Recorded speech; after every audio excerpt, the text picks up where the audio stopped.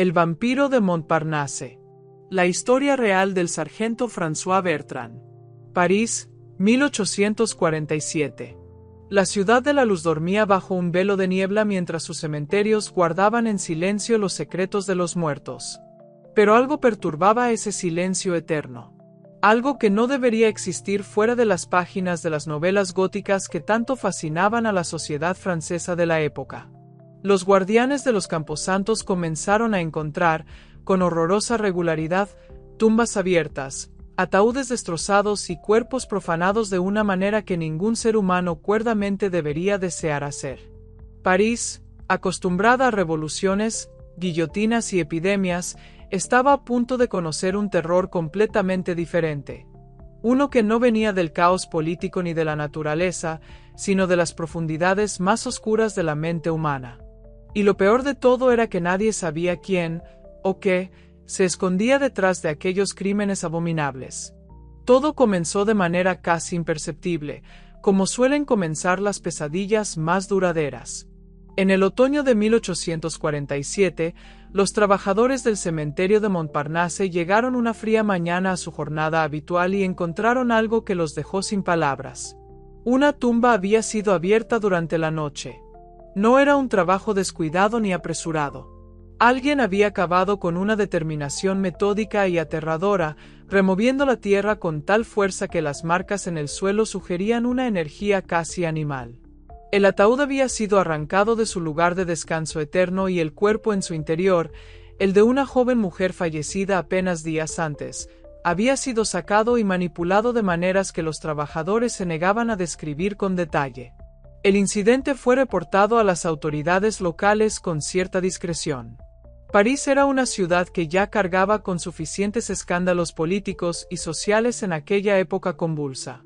El rey Luis Felipe navegaba aguas turbulentas, las tensiones sociales que desembocarían en la Revolución de 1848 ya hervían a fuego lento, y lo último que necesitaban los funcionarios era añadir pánico popular a la mezcla. El caso fue archivado como probable vandalismo.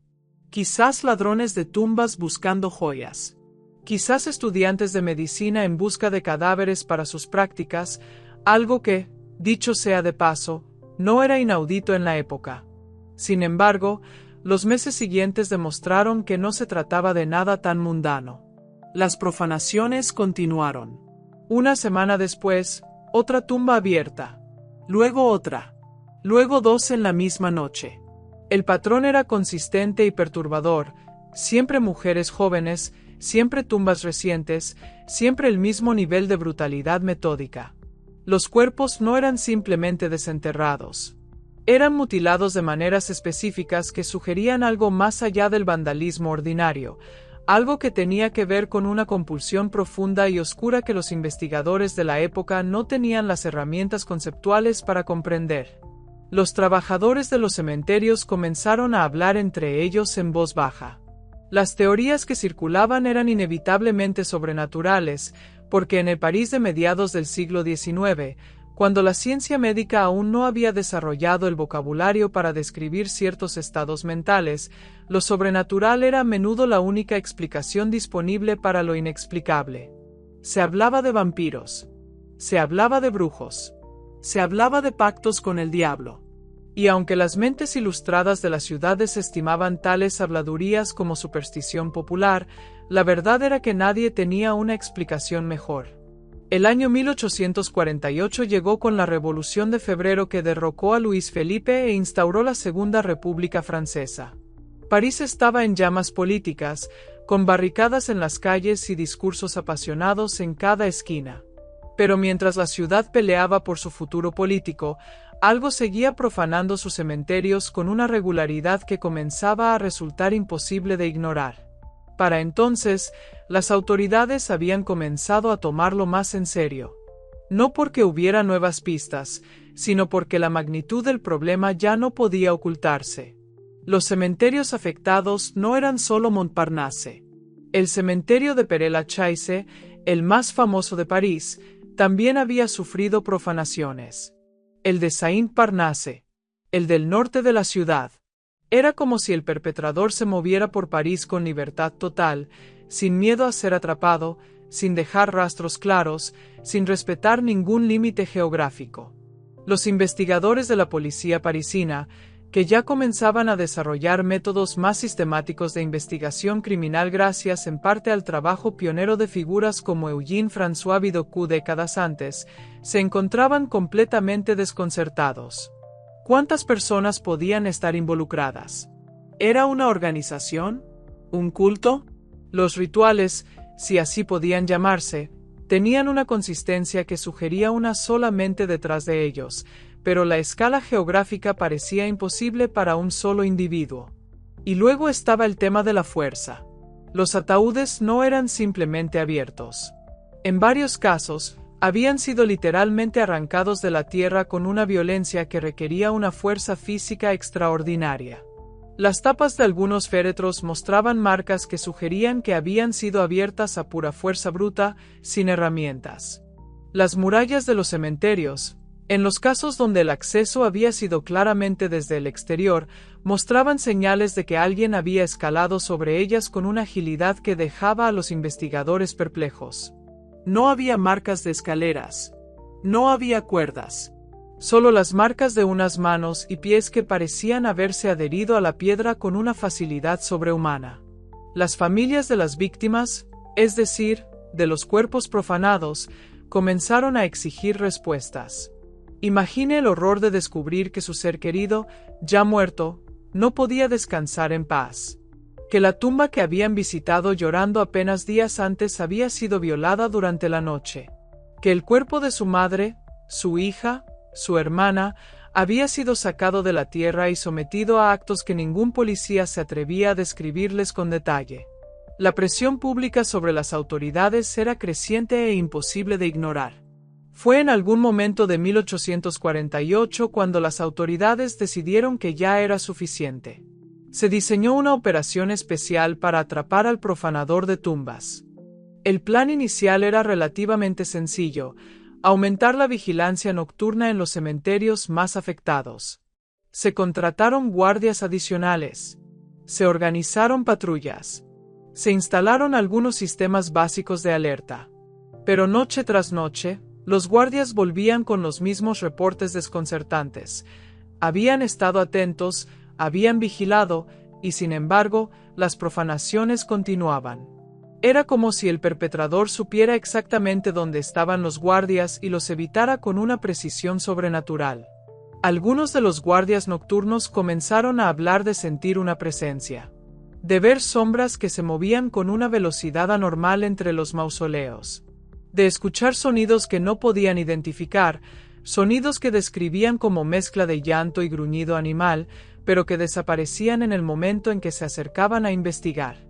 Estas declaraciones eran descartadas oficialmente como producto del nerviosismo y la imaginación trabajando horas extra en el ambiente lúgubre de un cementerio nocturno.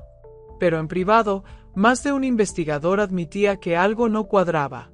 La operación se intensificó. Se trajeron perros entrenados. Se organizaron turnos de vigilancia más estrictos, con guardias apostados en puntos estratégicos que cubrían todos los ángulos posibles de acceso. Y fue durante uno de estos operativos mejorados cuando ocurrió algo que cambió la naturaleza de la investigación.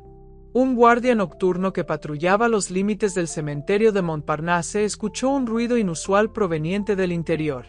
Cuando se acercó con cautela, creyó ver una figura moviéndose entre las tumbas. Pero antes de que pudiera actuar, la figura pareció simplemente desvanecerse. El guardia, un hombre de carácter pragmático y no dado a fantasías, escribió en su reporte con una honestidad que resulta casi conmovedora: "No puedo explicar cómo desapareció. Estaba allí y luego no estaba. No vi ni oí ningún movimiento de retirada".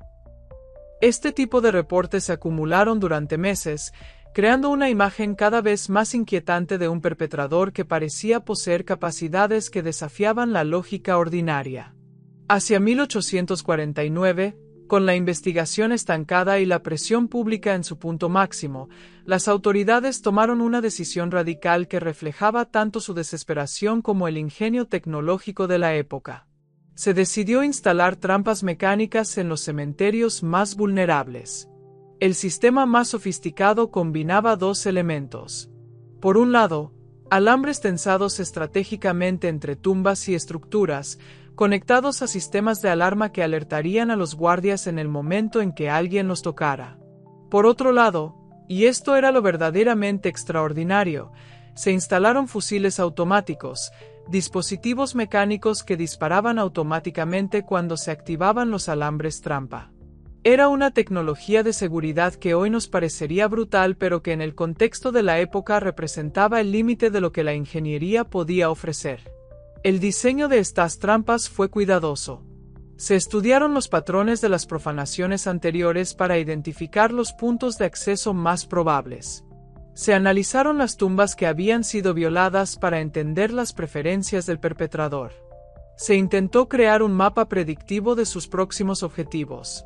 Todo esto con herramientas conceptuales muy primitivas comparadas con lo que hoy tendríamos disponible, pero con una dedicación que habla bien del compromiso de los investigadores con resolver el caso. Las semanas siguientes a la instalación de las trampas fueron de una tensión casi insoportable. Los guardias sabían que en cualquier momento podría sonar una alarma, podría dispararse un arma. Dormían poco. Los nervios estaban a flor de piel. Y el cementerio, de noche, con sus sombras y sus silencios interrumpidos solo por el viento y el ocasional paso de algún gato callejero, era un lugar que ponía a prueba la fortaleza mental de cualquiera. Y entonces, en una fría noche de principios de 1849, las trampas se activaron. Los guardias escucharon el disparo, o los disparos, ya que varios sistemas se activaron simultáneamente, y corrieron hacia la fuente del sonido. Lo que encontraron los dejó atónitos por razones muy diferentes a las que esperaban. No encontraron a ningún monstruo. No encontraron a un hombre de apariencia sobrenatural o terrorífica. Encontraron un rastro de sangre. El perpetrador había escapado, pero herido. Las trampas no lo habían capturado, pero lo habían alcanzado. El rastro de sangre conducía hacia las murallas del cementerio y luego desaparecía en la oscuridad de las calles parisinas. La investigación entró en una nueva fase. Ya no buscaban a un fantasma. Buscaban a un hombre herido. En los días siguientes, la policía siguió el rastro tan lejos como pudo. Se interrogó a médicos y hospitales sobre hombres que hubieran buscado tratamiento para heridas de bala sin explicación satisfactoria. Se monitorearon los barrios cercanos a los cementerios. Y fue así como, a través de una combinación de trabajo policial metódico y cierta dosis de fortuna, la investigación conducido a un destino absolutamente inesperado. El rastro llevó, directa e inequívocamente, a las dependencias militares donde residía el 74º Regimiento de Infantería del Ejército francés. El hombre al que buscaban era el sargento François Bertrand, un oficial del ejército francés de 25 años, nacido en 1823 en Cher, en el centro de Francia. Cuando los investigadores se presentaron para interrogarlo, lo que encontraron era, por todos los estándares visibles, un hombre completamente ordinario. Bertrand no tenía apariencia de monstruo. Era de estatura media, constitución atlética pero no extraordinaria, con una cara que sus compañeros describían como agradable y una personalidad que sus superiores calificaban de correcta y profesional. Era considerado un buen soldado. Cumplía sus obligaciones. No había en su expediente ninguna señal de problemas disciplinarios serios. Era, en todo sentido observable desde el exterior, el tipo de hombre que uno podría encontrar en cualquier regimiento del ejército francés de la época sin que nada llamara la atención. Excepto por las heridas.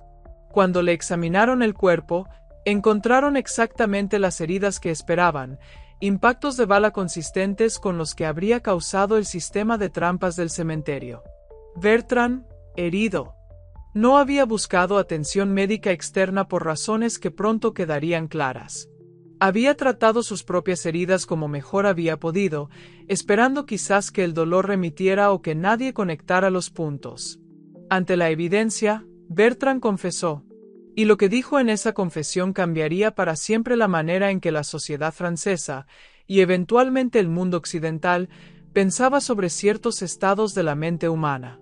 La confesión de François Bertrand fue extensa, detallada y profundamente perturbadora. No porque el hombre intentara ocultar nada, sino por todo lo contrario. Bertrand habló con una honestidad casi clínica sobre sus impulsos, como si llevara años cargando con un secreto insoportable y sintiera cierto alivio, aunque mezclado con vergüenza, al poder finalmente contarlo. Dijo que todo había comenzado mucho antes de las profanaciones en París. Ya de adolescente, en su ciudad natal, había sentido una fascinación morbosa e incontrolable por los cementerios. No era miedo, aclaró, sino atracción. Una atracción que con el tiempo fue adquiriendo una dimensión compulsiva, una necesidad que no podía ignorar, que regresaba una y otra vez con una intensidad que describió como similar a la sed o al hambre, pero mucho más urgente y oscura. La primera vez que actuó sobre estos impulsos, dijo, fue con animales muertos. Encontraba animales fallecidos y los examinaba, los manipulaba, de maneras que incluso al narrarlas le costaba articular con claridad. Había en ello algo que describió como una búsqueda de algo que no sabía nombrar, una compulsión que lo superaba completamente. Cuando llegó a París con el ejército, los grandes cementerios de la ciudad se convirtieron en una tentación irresistible. La primera vez que penetró en uno, dijo, fue casi sin pensarlo, como si algo lo guiara. Y cuando encontró una tumba reciente y comenzó a cavar, entró en un estado que describió con palabras que los médicos de la época encontraron fascinantes y aterradoras a partes iguales, un estado de trance, de fiebre, en el que no era completamente consciente de lo que hacía pero tampoco podía detenerse. Sobre la fuerza sobrehumana que los testigos habían reportado, Bertrand dio una explicación que es a la vez la más sencilla y la más inquietante posible. En ese estado de compulsión extrema, dijo, no sentía el esfuerzo. Cavaba y cavaba sin cansancio. Escalaba muros sin sentir el estrés físico que habría sentido en condiciones normales. Era como si su cuerpo funcionara en un modo diferente, impulsado por algo que estaba más allá de su control consciente. Y luego estaba el tema de la fuerza invisible que lo guiaba. Bertrand insistió, con una calma que sus interrogadores encontraron más perturbadora que cualquier agitación, que no era él quien elegía a dónde ir dentro del cementerio. Que algo lo llevaba. Que podía cerrar los ojos y moverse entre las tumbas sin tropezar, sin perderse, dirigido por algo que sentía como una presencia, como una voz que no usaba palabras. Nunca pudo explicar qué era esa presencia. No la llamó sobrenatural de manera directa, pero tampoco tenía otro vocabulario para describirla. La confesión de Bertrand planteó un desafío extraordinario para la medicina y la psiquiatría de mediados del siglo XIX. El concepto de asesino serial no existía. El término psicópata no existía en su formulación moderna. La psiquiatría como disciplina estaba en sus primeras décadas de existencia y tenía herramientas conceptuales muy limitadas. Philippe Pinel había hecho avances importantes en el tratamiento de la enfermedad mental, y Jean-Étienne Dominique Esquirol había desarrollado clasificaciones más sofisticadas de los trastornos mentales. Pero nadie había visto, o al menos documentado, un caso exactamente como el de Bertrand. Los médicos que lo examinaron debatieron acaloradamente sobre su naturaleza. Algunos argumentaron que estaba completamente loco en el sentido legal, es decir, que no era responsable de sus actos porque no comprendía su naturaleza o su mal. Pero Bertrand no encajaba en esta categoría. Comprendía perfectamente que lo que hacía estaba mal. Sentía vergüenza. Sentía horror ante sus propios actos cuando no estaba en ese estado alterado de conciencia. Lo que no podía hacer era resistir el impulso cuando llegaba. Otros médicos argumentaron que era un simulador, que fingía una condición mental para evitar el máximo rigor de la ley. Pero la coherencia de su relato, la cantidad de detalles verificables y la ausencia de cualquier beneficio material obvio en sus actos hacían esta teoría difícil de sostener. Un médico militar, el Dr. Lunier, publicaría posteriormente un análisis del caso de Bertrand que se convertiría en uno de los textos fundacionales de la psiquiatría forense francesa. Lunier fue el primero en sugerir que Bertrand sufría de una condición específica, un trastorno compulsivo, que tenía sus raíces en la biología del cerebro más que en la moral o la voluntad del individuo. Esta perspectiva era radical para su época y fue recibida con escepticismo considerable. El término que eventualmente se desarrolló para describir la parafilia que aparentemente padecía Bertrand fue necrofilia, aunque el diagnóstico exacto y su relación con el sadismo, la psicosis y otros trastornos sigue siendo debatido por los estudiosos del caso. Lo que es claro es que Bertrand representó uno de los primeros casos documentados y estudiados sistemáticamente de este tipo de trastorno en la historia de la medicina occidental. El juicio de François Bertrand comenzó en julio de 1849 ante un consejo de guerra, ya que como militar estaba sujeto a la justicia castrense. El proceso fue uno de los más extraordinarios de la historia judicial francesa del siglo XIX. La sala estaba repleta. La prensa parisina cubría cada sesión con una mezcla de horror y fascinación que ya prefiguraba el tipo de atención mediática que los grandes crímenes recibirían en siglos posteriores. La ciudadanía común, que había vivido meses de terror y especulación, ahora miraba al hombre sentado en el banquillo intentando reconciliar su aspecto completamente ordinario con los actos monstruosos que se le atribuían. La defensa argumentó la enajenación mental. Los testimonios médicos que se presentaron dibujaron un cuadro de un hombre atrapado por fuerzas psicológicas que no había elegido y que no podía controlar. Se describió su estado durante las profanaciones como similar al sonambulismo, a una fiebre del cerebro, a una forma de locura que llegaba y se iba sin que el individuo tuviera poder sobre ella. La acusación, por su parte, señaló que Bertrand había actuado con premeditación. Había planeado sus visitas nocturnas. Había elegido los cementerios. Había escalado muros y cavado tumbas. Estos no eran los actos de alguien que no sabía lo que hacía. Eran los actos de alguien que sabía perfectamente lo que hacía, aunque no pudiera explicar por qué lo hacía. El debate tocó cuestiones filosóficas y legales que están lejos de haberse resuelto incluso hoy. ¿Hasta qué punto el conocimiento de que un acto está mal equivale a la capacidad de abstenerse de realizarlo? ¿Puede existir un impulso tan compulsivo que anule efectivamente la voluntad libre de un individuo? Y si existe, ¿qué responsabilidad tiene ese individuo ante la ley y ante la sociedad? El veredicto final fue de 1 año de prisión, una sentencia que escandalizó a muchos por su aparente lenidad dado la magnitud de los crímenes. Pero los jueces, aunque no adoptaron plenamente el argumento de la enajenación mental, sí reconocieron que el caso de Bertrand era inusual y que la naturaleza de sus actos no encajaba en ninguna de las categorías criminales ordinarias. Era, en cierto sentido, una sentencia de compromiso, no absolutoria, pero tampoco tan severa como la que se habría impuesto a un criminal ordinario. François Bertrand cumplió su condena y fue liberado. Lo que ocurrió con él después es en gran medida un misterio. Algunos relatos históricos sugieren que intentó reintegrarse a la vida civil, aunque su nombre estaba permanentemente asociado a uno de los escándalos más horripilantes de la historia parisina reciente. Se dice que trabajó en trabajos humildes, lejos del ejército y lejos de París, intentando vivir una vida que nadie, incluido probablemente él mismo, podría llamar normal. No hay registros claros de que volviera a cometer actos similares después de su liberación. Algunos historiadores interpretan esto como evidencia de que el periodo de encarcelamiento, y quizás el propio proceso del juicio y la exposición pública, tuvieron algún efecto en sus compulsiones. Otros simplemente señalan que si volvió a actuar, lo hizo con suficiente discreción como para no ser capturado, lo cual habría sido más fácil lejos de la ciudad donde su nombre era conocido por todos. Bertrand murió en 1878, a los 55 años, en relativa oscuridad. No dejó memorias escritas. No concedió entrevistas en sus últimos años. El hombre que había aterrorizado a París desde las sombras de sus cementerios pasó la segunda mitad de su vida intentando, con aparente éxito parcial, desvanecerse en el anonimato del que nunca debería haber salido. El caso de Bertrand tuvo consecuencias que se extendieron mucho más allá del proceso judicial y de la vida del propio hombre.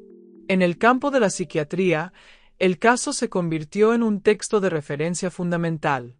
El análisis del Dr. Lunier fue citado repetidamente en los años y décadas siguientes. Richard von Kratevin, el psiquiatra austroalemán que publicó su monumental Psychopathia Sexualis en 1886, incluyó el caso de Bertrand como uno de los ejemplos más documentados de necrofilia y de compulsiones sexuales de naturaleza patológica. Fue en parte gracias a casos como el de Bertrand que la psiquiatría forense comenzó a desarrollar un vocabulario y un marco conceptual para comprender comportamientos que anteriormente habían sido clasificados simplemente como maldad o posesión demoníaca. En el campo de la cultura popular, el caso tuvo efectos igualmente significativos. El apodo de El vampiro de Montparnasse reflejaba la tendencia natural de la imaginación popular a recurrir a categorías sobrenaturales para explicar lo incomprensible. Y esta asociación no era del todo arbitraria. Las novelas góticas y los cuentos de vampiros habían florecido en Europa occidental durante las primeras décadas del siglo XIX, y la imagen del ser que profana tumbas y se nutre de los muertos encajaba de manera inquietante con lo que Bertrand hacía. Algunos estudiosos han señalado que el caso de Bertrand contribuyó a enriquecer la tradición vampírica en la literatura francesa y europea de la segunda mitad del siglo XIX.